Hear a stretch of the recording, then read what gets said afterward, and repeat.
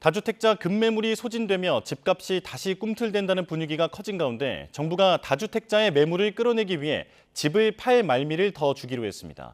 5월 9일까지 토지거래 허가 신청만 끝내도 양도소득세 중과를 적용받지 않게 됩니다.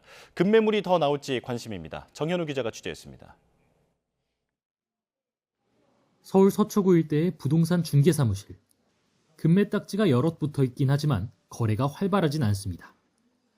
다주택자에 대한 양도소득세 중과 부활이 한 달 앞으로 다가온 가운데 팔릴 급매물은 대체로 소진됐다는 게 공인중개사들 얘기입니다.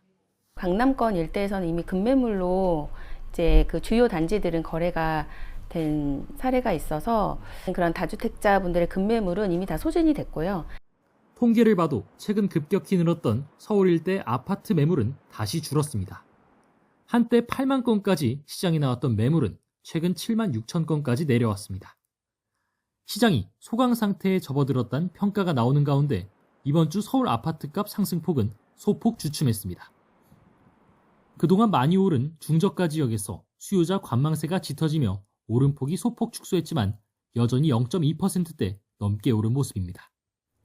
강남 3구가 속한 동남권 아파트값은 내림폭이 축소되고 성동구는 상승 전환했습니다.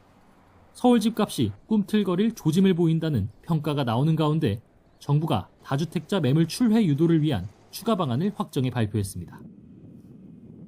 이 대통령이 언급한 대로 양도세 중과 부활 종료일까지 토지거래 허가를 신청하면 중과에서 배제하는 보완책으로 시간적 여유와 퇴로를 충분히 제공해 적극적으로 매물을 내놓도록 하려는 목적입니다.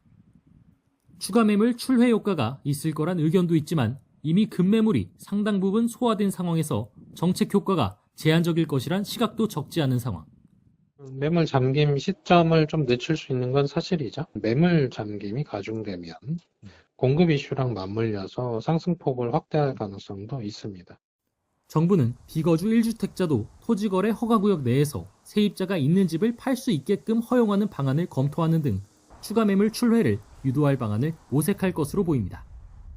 YTN 정현우입니다.